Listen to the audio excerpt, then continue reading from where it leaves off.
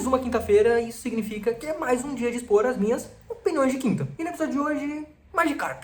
Mas na verdade é um assunto que vai muito além do próprio Magikarp. Só que antes de entrar nesse assunto, eu preciso explicar que eu fui uma criança dos anos 90. Isso significa que a minha infância aconteceu durante a grande febre do Pokémon. Não que não seja um sucesso até hoje, mas se tu é mais jovem, talvez não faça ideia do que realmente era o Pokémon ali no final dos anos 90, começo dos anos 2000. Era tipo a grande coisa do mundo. Tudo era Pokémon. E o meu primeiro jogo foi o inesquecível Pokémon Blue. Que por acaso era bem melhor que o Red, porque tinha o Blastoise na capa. E o Blastoise é muito mais legal que o Charizard. Mas não é sobre nenhum dos dois que eu vim aqui falar. É sobre um Pokémon ainda mais legal, que é o Magikarp. E eu dei toda essa volta porque eu lembro que no Pokémon Blue e em todos os outros ali da primeira geração, tem uma hora logo no comecinho que tu vai encontrar um NPC que vai tentar te vender um Pokémon por 500 dinheiros. E esse Pokémon em questão é o Magikarp. E hoje em dia já tem internet de fácil acesso que dá pra saber sobre tudo, de todas as coisas do mundo inteiro. Mas naquela época a gente tinha que ir jogando e descobrindo as coisas por conta própria. Ninguém ali conhecia o jogo profundamente ainda, então a coisa mais comum era que todo mundo acabasse comprando o Magikarp e se sentindo ludibriado. Pra quem não sabe ou não conhece, o Magikarp é um Pokémon aparentemente inútil. Ele basicamente é um peixe fora d'água que na maior parte do tempo tudo que ele consegue fazer é se debater. E como no fim das contas Pokémon nada mais é do que um jogo de rinha de animais, ter um bicho que não bate ninguém não parece ser a coisa mais positiva de todas. E o próprio cara que te vende ele tá realmente querendo te engabelar. Com certeza ele capturou um Magikarp, achou inútil e tentou achar um otário pra vender. Só que o que nem ele, nem a gente na época tava esperando é que aquele peixinho fora d'água ia evoluir pra um dos Pokémons mais absurdos que tem, que é o Gyarados. O bicho é simplesmente um dragão chinês aquático devorador de almas que voa e destrói tudo que vem pela frente. E aí a gente atira a primeira lição do Magikarpismo.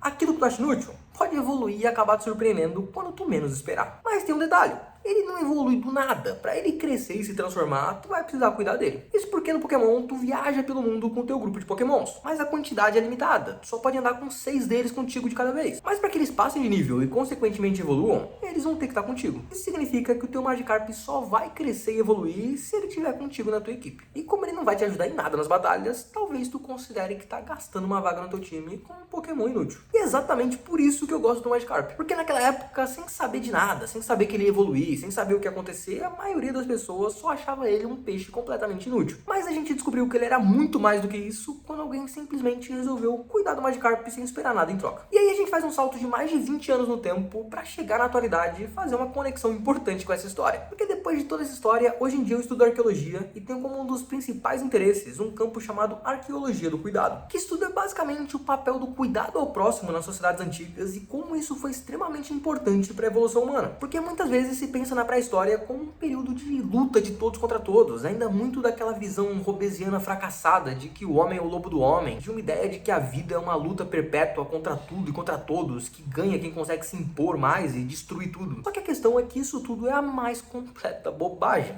Porque muito do que a gente vê, tanto na natureza em geral quanto nas sociedades humanas, é exatamente o contrário disso. Qualquer pessoa que conhece a natureza sabe que é um ecossistema que demanda harmonia. E que os grupos que trabalham coletivamente são muito mais bem-sucedidos. Isso porque, por mais que sobressaia no imaginário popular, na natureza a competição é a exceção, nunca é a regra. Inclusive tem uma métrica importante que demonstra que indivíduos mais competitivos até podem se sobressair dentro de um grupo. O problema é que isso faz com que o grupo seja menos produtivo e, consequentemente, tenha menos sucesso. Enquanto isso, os grupos que têm membros que trabalham de maneira mais coletiva, em que cada um dá aquilo que é capaz e ajuda a suprir a necessidade dos que precisam, tem muito mais sucesso de maneira geral. Então não é nenhuma surpresa que o sucesso da espécie humana durante esse processo evolutivo teve também como um dos seus pilares essa ideia do cuidado ao próximo e do apoio mútuo. E cada vez mais a gente encontra evidências arqueológicas que demonstram que os grupos pré-históricos cuidavam profundamente dos seus membros, mesmo que eles aparentemente não fossem capazes de retribuir em nada. Tem vários casos de esqueletos que foram encontrados de pessoas que viveram na pré-história e que os ossos delas tinham lesões gravíssimas, incapacitantes e que muitas vezes impedia que elas executassem as tarefas mais básicas. E ainda assim elas sobreviveram por muitos e muitos anos. Ou seja, elas foram cuidadas, protegidas, carregadas e alimentadas por outros membros do grupo. Mesmo que muitas vezes, se a gente for aplicar um olhar utilitarista, talvez elas tivessem nada ou muito pouco a retribuir. Um exemplo muito famoso disso é o caso do Shanidar I, que é um Neandertal que viveu por volta de 50 mil anos atrás, ali na região do atual Iraque. Ele tinha metade do braço direito amputado, o resto dele fraturado, lesões graves na perna direita, que provavelmente era paralisada, e além disso ainda se descobriu que durante a juventude ele teve a parte esquerda do crânio esmagada, que fez com que muito provavelmente ele tivesse ficado cego do olho esquerdo. Isso também é uma coisa que explicaria parte das paralisias do lado direito. Mas sabe qual que é a parte mais impressionante?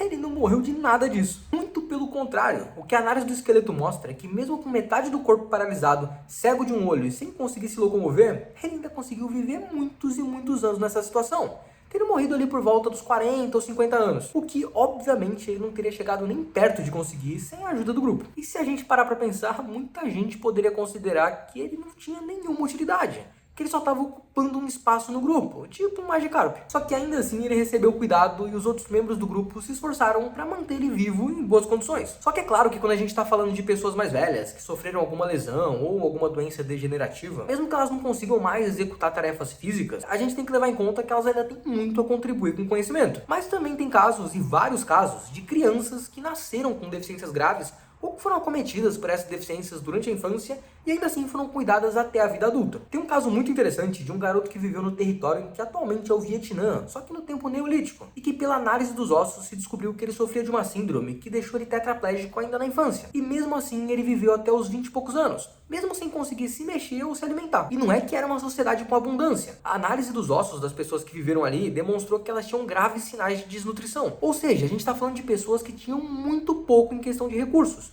mas mesmo assim cuidaram de um membro do grupo que, do ponto de vista utilitário, aparentemente não tinha nada a contribuir. Um argumento que muita gente usa para tentar explicar o cuidado é que isso seria motivado por uma expectativa de receber algo em troca no futuro. Só que o passado da humanidade mostra que muitas vezes o cuidado é feito por puro e simples afeto. Simplesmente porque a gente se importa com os outros, sem precisar esperar nada em troca. Mas o que muitas vezes a gente não percebe é que todo mundo tem algo para dar em troca. O problema é que nem sempre a gente consegue enxergar. E no fim das contas, é mais ou menos isso que o Magikarp ensina. Às vezes alguém pode parecer um peixe fora d'água, pode parecer que não tem utilidade alguma e que só está ocupando um espaço na sua equipe. Mas olha como que a mera existência de um simples peixe fora d'água pode suscitar na gente uma reflexão sobre as origens da humanidade. E sabe o que isso significa? Que talvez o nosso julgamento sobre o que é inútil só existe porque a gente está olhando para o lado errado. E que nem tudo precisa se encaixar nesses formatos que foram impostos para definir o que é ou não é útil, o que tem ou não valor.